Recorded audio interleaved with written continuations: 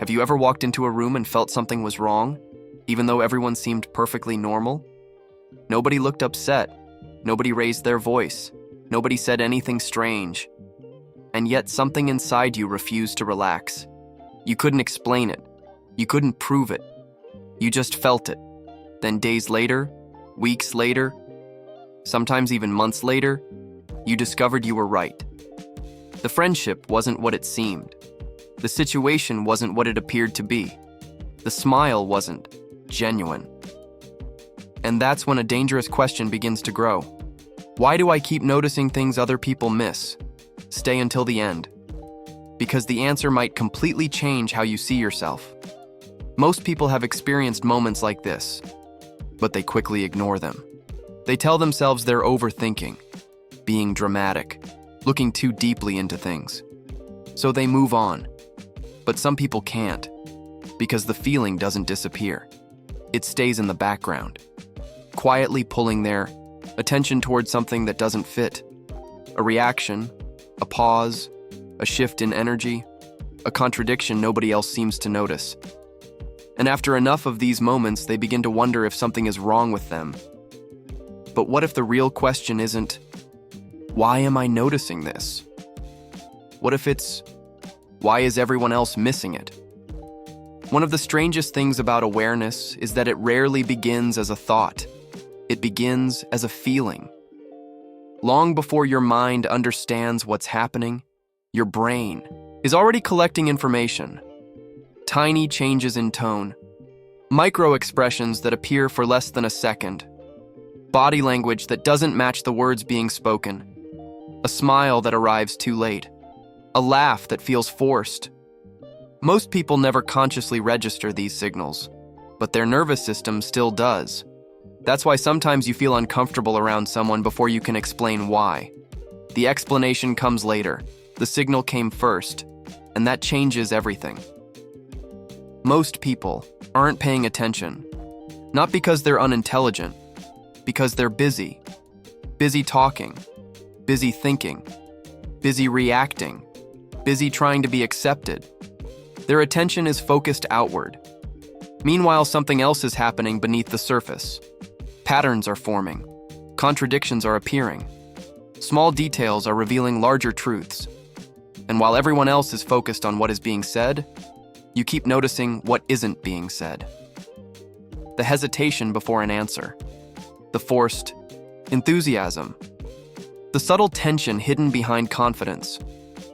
You start seeing gaps between appearance and reality. And once you see those gaps, it's hard to stop seeing them. At first, noticing more feels useful. You avoid certain people. You recognize situations earlier. You protect yourself from disappointment. But awareness has a cost. Because the more you see, the harder it becomes to ignore. You begin noticing things other people seem comfortable pretending aren't there. The fake friendships, the quiet resentment, the hidden insecurity, the invisible competition. And eventually, a strange loneliness appears. Not because you're alone, but because you're seeing a version of reality that many people never acknowledge. And that can make you question yourself more than anyone else ever could. But here's the part most people never consider. You weren't born paying this much attention. Something taught you. Somewhere along the way, your mind learned that observation mattered, that noticing things mattered, that reading people mattered. Maybe it happened so gradually you never saw it happening.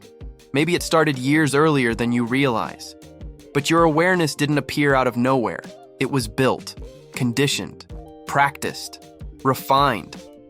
And the reason why might surprise you, because for many people, awareness wasn't originally a gift. It was protection. And once you understand that, a lot of your life suddenly begins to make sense. Some people grew up in environments where paying attention wasn't optional. You learned to watch moods, watch reactions, watch changes in tone, watch the emotional weather of the room. Not because you wanted to, because it helped you stay safe. You learned that one expression could predict an argument, one silence could predict distance, one shift in energy could change everything. Over time, your brain adapted, observation became automatic, and eventually something interesting happened. You stopped noticing that you We're noticing. Awareness became part of who you are, which means the thing you call intuition today may have started as survival years ago. The strange thing about becoming highly observant is that people rarely see the effort behind it. They see calmness, but they don't see the constant scanning. They see silence, but they don't see the analysis. They see distance, but they don't see the thousands of details your mind is processing every minute. And because of that, many observers grow up believing they're disconnected from people. But often that's not the real problem. The real problem is that while everyone else is participating in the moment, you're studying it. And eventually, you begin feeling separated from experiences you never fully enter. Maybe this explains something you felt your entire life. Maybe you've spent years believing you were strange, too sensitive, too intense, too aware. Maybe you've watched other people move through life effortlessly while you constantly notice things they ignored. And over time, that difference starts to feel personal. You stop asking, "Why am I noticing this?" and start asking, "Why am I like this?" But those are very different questions, because one assumes something is wrong with you. The other simply acknowledges that your mind experiences reality differently, and that difference changes everything. The turning point comes when you stop treating awareness like a problem, because awareness itself isn't what hurts. What hurts is believing you're broken because of it. Think about how many times you've doubted yourself, ignored your instincts, dismissed your observations, only to discover later that your first impression was accurate. The pattern was real. The tension was real. The inconsistency was real. You saw it.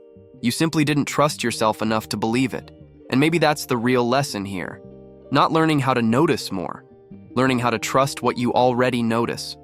This is why certain ideas stay with us for years. Not because they're teaching us something completely new, but because they're giving language to something we've felt our entire lives. Recognition is powerful, sometimes more powerful than advice, more powerful than motivation, more powerful than answers. Because there is something deeply relieving about realizing you weren't imagining it. You weren't overreacting, you weren't crazy, you were noticing. And often, the most valuable books about human behavior, awareness, and psychology don't change the way you think. They simply help you understand what you've already been sensing all along. Maybe you've spent years believing that your awareness was the problem. Maybe you've called yourself anxious, different, complicated, too sensitive. Maybe you've spent so much time questioning your perception that you forgot something important. The ability to notice isn't a weakness. The ability to see patterns isn't a weakness. The ability to sense when something feels off isn't a weakness. The real danger is spending your life ignoring what you see, because the moment you stop doubting every observation, you begin understanding yourself in a completely different way. And in the next video, we're going even deeper. Because what if the reason you notice so much is because you were trained to? If this felt familiar, subscribe. And tell me in the comments, what's the last thing that felt off before everyone else noticed it?